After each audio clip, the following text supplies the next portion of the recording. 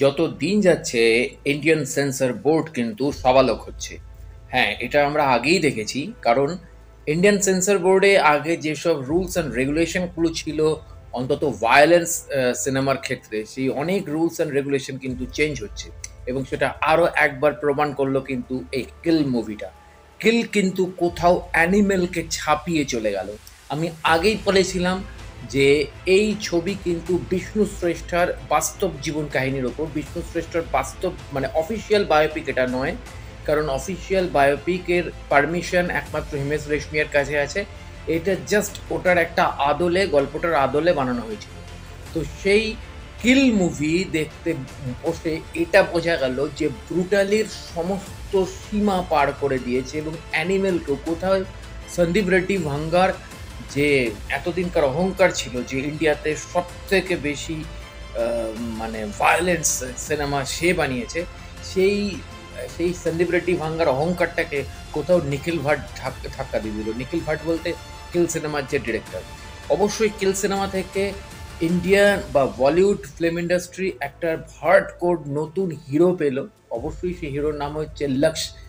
তো লক্ষ্যের মাধ্যমে একটা মানে লক্ষ্যের যেটা সবচেয়ে বেশি ভালো লাগলো আমার ওর ইন্ট্রোডাকশন এই সিনেমাটা, সেটা হচ্ছে অভিনয়, অ্যাকশন, মানে এবং মানে অভিনয়ের সাথে অ্যাকশনের একটা ব্যালেন্স, মানে কোথাও কোথাও কোথাও চড়া লাগেনি, কোথাও চড়া দাগ লাগেনি। মানে কেন আমাদের আশপাশ থেকে এরকম হিরোরা উঠে আসে না আমি জানি না, কিন্তু কোথাও চড়া দাগ লাগেনি। সব কটা মানানসই এবং সব কটা পারফেক্ট এবং খুব সুন্দরভাবে মানিয়েছে প্রত্যেকটা ক্যারেক্টারে, প্রত্যেকটা জায়গায় ওকে খুব সুন্দরভাবে মানিয়েছে। কারণ অ্যাকশনটা এখানে ভয়ঙ্কর অ্যাকশন ছিল এবং এই ছবিতে মানে ডান্স রিয়ালিটি স্টার রাঘব জুয়েল সে কিন্তু এখানে ইন্ট্রোডিউস হচ্ছে অ্যাজ এ ভিলেন ছবির। এবং ওর ওর ওর মুখের ডায়লগগুলো খুব ইন্টারেস্টিং এবং এই ডায়লগগুলোর মাধ্যমে উম, অনেক কিছু এক্সপার্টিস, অনেক কিছু এক্সপ্লানেশন দেওয়া যায়।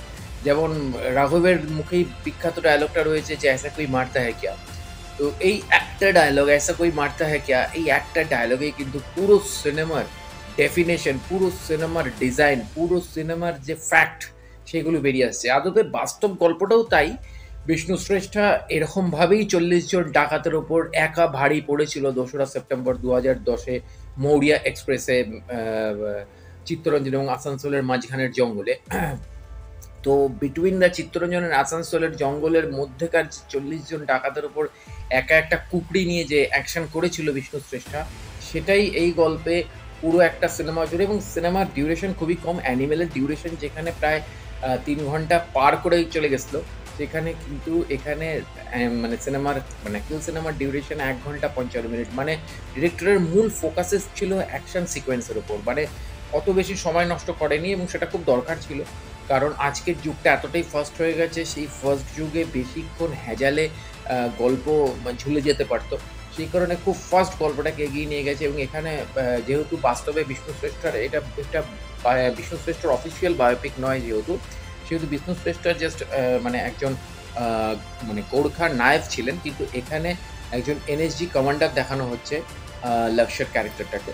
তো এক্স্যাক্টলি সেই জায়গা থেকে দাঁড়িয়ে ছবিটাকে খুব একটা বেশি এনলার্জ করেনি, খুব একটা বেশি এর গল্পকে মানে কি বলবো, এই গল্পটাকে অতটা বেশি টানা হেঁচড়া করেনি। খুব সুন্দরভাবে শুধু অ্যাকশন সিকোয়েন্সগুলোকে, অ্যাকশন পার্টসগুলোকে দেখাতে দেখাতে নিয়ে গেছে। এই জায়গাটায় মজা লাগবে, এই জায়গাটাই ভালো লাগবে।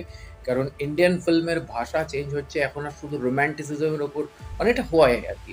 ঠিক এই পালসটাই শাহরুখ খান হয়তো ধরে ফেলেছিল এবং যার জন্য শাহরুখ খান বেরিয়ে গেছে রোমান্টিক জনার থেকে, বেরিয়ে গিয়ে পুরোপুরি অ্যাকশন জনারে ঢুকেছে। কারণ ভারতবর্ষের মানুষের টেস্টের জন্য কোথাও একটা চেঞ্জ হয়ে গেছে, হয় রিয়ালিস্টিক ছবি দেখাও, না হলে একেবারে সুপার অ্যাকশন ছবি দেখাও। কারণ এটাই হয়তো ওয়েব সিরিজের এফেক্ট, এটাই হয়তো গোটা পৃথিবীর ওয়েব সিরিজের এফেক্ট। এখন আর মানুষ ওই হালকা ফুলকা নেকু পশু মার্কা গল্প নিচ্ছেন, ঠিক আছে? তো সম্পর্কের গল্প নিচ্ছে না। তো এখানে দাঁড়িয়ে হয় একদম হার্ডকোর বাস্তব রিয়ালিটির গল্প বলো, পঞ্চায়েতের মতন গল্প বলো, কিংবা অন্যান্য সিরিজের মতন গল্প বলো, আর না হলে এই ধরনের অ্যাকশন প্যাকড ছবি করো যেখানে ব্রুটালিটি ভয়ঙ্কর জায়গায় যায়। কিন্তু এই ব্রুটালিটিরও সমাজ ব্যবস্থার উপর একটা প্রভাব পড়ে, সেটাও ফিল্ম মেকারদের মাথায় রাখতে হবে। কেননা সামাজিক মানে সমাজের বিভিন্ন স্তরে এর একটা প্রভাব পড়ে।